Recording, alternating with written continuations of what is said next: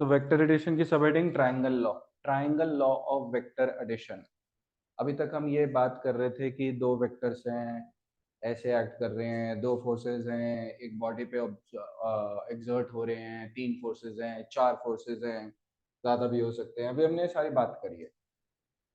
फिर हमने बोला कि उनका नेट इफेक्ट जो होगा उसको रिजल्टेंट बोलेंगे, उसको अपोज करने वाले वेक्टर को इक्विलिब्रियंट बोलेंगे। ये सब भी हमने बात कर ली। अब हम ये बात करेंगे कि वो नेट इफेक्ट हम निकालते कैसे। ठीक है, तुमने देखा कि तुमने जब एक फोर्स ऐसे राइट को लगाया अपने फोन पे और एक फोर्स ऐसे आगे को लगाया अपने फोन पे, तुम्हारा फोन ऑब्लिकली मूव किया और उसने दोनों डायरेक्शन साइमल्टेनियसली पकड़ी, आगे जाने वाले भी और राइट जाने वाले भी, जिसकी वजह से ऑब्लिक डायरेक्शन आ गई। अभी ऑब्लिक डायरेक्शन जो आई है ये किसकी डायरेक्शन हो गई? उनके रिजल्टेंट की। अब इस रिजल्टेंट को मैथमेटिकली कैसे एनालाइज किया जाए, अब हम वो देखने वाले हैं। इसमें दो लॉज होते हैं, एक होता है ट्रायंगल लॉ और एक होता है पैरेललोग्राम लॉ। दोनों लॉज की स्टेटमेंट्स अलग हैं, दोनों लॉज के डायग्राम्स अलग हैं, लेकिन दोनों लॉज की मंजिल एक ही है। रास्ते भले दो अलग है लेकिन मंजिल एक ही है, तो दोनों का फॉर्मूला भी बिल्कुल सेम है। ठीक है, ट्राइंगल लॉ क्या कहता है यहाँ पे? ट्राइंगल लॉ में और पैरेललोग्राम लॉ में हम यूज करेंगे the concept of localization of a vector. ठीक है, साक्षात क्या था लोकलाइजिंग अ वेक्टर?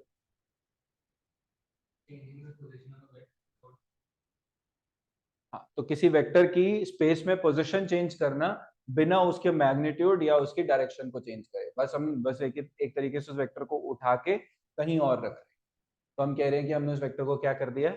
लोकलाइज कर दिया। तो हम वही करने वाले हैं। तो सपोज करो कि एक वेक्टर है, मान लो इस तरीके से, इस वेक्टर को मैंने क्या कह दिया? A vector. Did I teach you the concept of a reference? बता दिया था। या तो पॉजिटिव एक्स एक्सिस होता है या फिर सबसे कन्वीनियंट वेक्टर हम चूज करते हैं, और सबसे कन्वीनियंट वेक्टर ज्यादातर वही होता है जो पॉजिटिव एक्स एक्सिस के अलोंग हो या फिर वो वाई या जेड के अलोंग हो।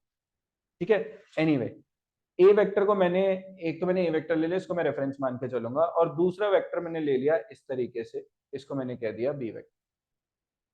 अगर मुझे इन दोनों का नेट इफेक्ट देखना है तो मुझे इन दोनों वेक्टर्स को जोड़ना पड़ेगा।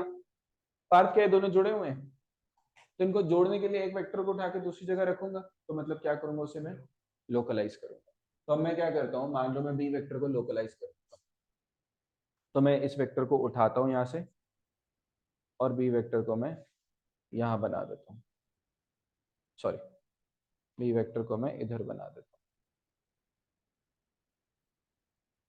डिड यू नोटिस कि मैंने जो दोनों वेक्टर्स को जोड़ा वो हेड टू हेड फैशन में जोड़ा, टेल टू टेल फैशन में जोड़ा, या हेड टू टेल फैशन में जोड़ा?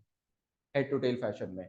ए वेक्टर का जो एरो हेड है वो बी वेक्टर के टेल से जुड़ा हुआ है, तो मैंने इसको क्या कर दिया? हेड टू टेल फैशन में जोड़ दिया। तो जहां एक वेक्टर खत्म हुआ वहीं से दूसरा वेक्टर शुरू हुआ। समझ में आया? तो ट्रायंगल लॉ ये कहता है कि अगर आप दो वेक्टर्स को किसी ट्रायंगल के एडजेसेंट साइड्स की तरह ट्रीट कर लो, सच दैट कि वो दोनों vectors head to tail connected हो, तो वो जो तीसरी साइड आती है ट्रायंगल की, वही आपको क्या दे देगी? उनका रिजल्टेंट दे देगी। समझ में आया? कि अगर आपको मान लो ये दे रखा है, सपोज करो 7 यूनिट्स, ये दे रखा है 5 यूनिट्स, तो इन दोनों का जो रिजल्टेंट है आपको इससे पता चल जाएगा, जो शायद हो सकता है 8 यूनिट्स हो सकता है 9 यूनिट्स हो सकता है 10 यूनिट्स हो, वो आपको डायरेक्शन को कंसिडर करके फिर एडअप करना। समझ में आया कि नहीं आया? ठीक है, एक बात और यहाँ पे ध्यान में रखनी है कि इन दोनों वेक्टर्स के बीच का जो एंगल है ना, वो एंगल आप ये वाला नहीं ले सकते हो। इन दोनों बीच वेक्टर्स के बीच का एंगल आप इन एनी केस, चाहे पैरेललोग्राम लॉ हो चाहे ट्रायंगल लॉ हो, इनके बीच का एंगल आप बेस्ट तभी निकालोगे जब आप इन दोनों को टेल टू टेल ज्वाइन करोगे। तो मतलब टेल टू टेल ज्वाइन करने के लिए या तो मैं बी वेक्टर को उठा के इधर रख दूं और ऐसे ओरिजिनेट करवा दूं, या फिर मैं ए वेक्टर को शिफ्ट करके इस तरफ बना दूं ऐसे। एनी विच वे मैं अगर इसको मान लो एक्सटेंड कर देता हूं, तो ये डायरेक्शन जो अभी मैंने डॉटेड लाइन से बनाई है किसकी डायरेक्शन है? ए वेक्टर की। और ये तो B vector as it is था, तो ए वेक्टर और बी वेक्टर को जब मैं टेल टू टेल ज्वाइन करूंगा तो इनके बीच का जो एंगल आएगा that will be the angle between the two vectors called theta. समझ आया? रिपीट कर देता हूं कि जब भी थीटा की बात करनी हो, चाहे हेड टू टेल ज्वाइन लो चाहे टेल टू टेल ज्वाइन हो, जब भी थीटा की बात करनी हो तो आप हमेशा दोनों वेक्टर्स के बीच का एंगल लोगे टेल टू टेल जॉइंट है तो कोई दिक्कत नहीं है, हेड टू टेल जॉइंट है तो शिफ्ट करके फिर लोगे, उसको लोकलाइज करके, तो दोनों टेल्स के बीच का जो एंगल आएगा that will be what, theta. बात समझ में आई या नहीं आई? आगे तो जरा पहले ये बना लीजिए डायग्राम। ये ए वेक्टर हो गया, ये बी वेक्टर हो गया, और ये हो गया R vector equal to A vector plus B vector.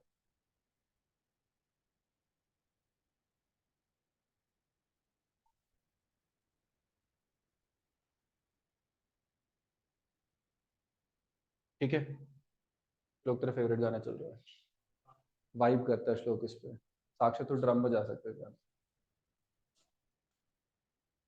Arrow लगा श्लोक। इधर इस पे भी एरो लगेगा, बी वेक्टर वाला एरो नहीं लगा है। तो लिखो इसकी statement, according to this law,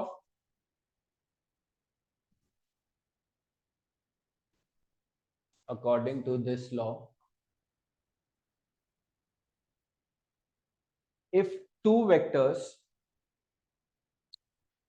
if two vectors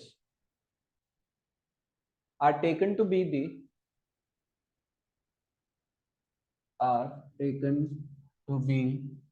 the adjacent sides of a triangle, the adjacent sides of a triangle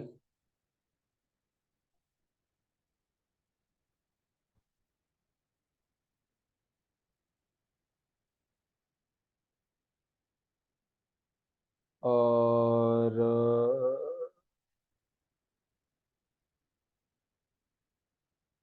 अब मैं लिखवाने को ना तुम्हें ये भी लिखवा सकता हूँ इन the order of their magnitude and direction, but तुम समझ पाओगे इन the order of magnitude and direction का मतलब क्या होगा? मतलब वन आफ्टर द अदर, वो लिखवाऊं या हेड टू टेल लिखवाऊं? कुछ भी चलेगा। अच्छा, in the order of their magnitude and direction लिखो। ट्रायंगल, ट्रायंगल के बाद कॉमा लगा लो, in the order of their magnitude and direction, इसका मतलब they are joint head to tail. अगर कोई ये नहीं लिखना चाहता तो ये लिख दो कॉमा लगा के, joint head to tail in the order of their magnitude and direction.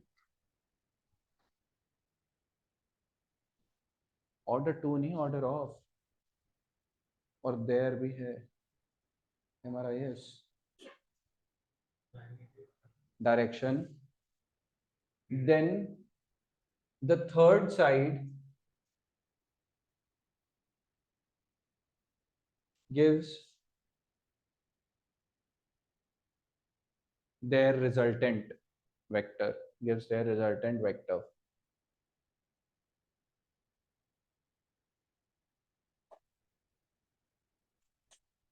ठीक है, डायग्राम तो सब लोग बना ही चुके हैं। किसी को कोई इशू, क्या कोई कुछ पूछना चाहता है? नहीं, ठीक है, पूछना है?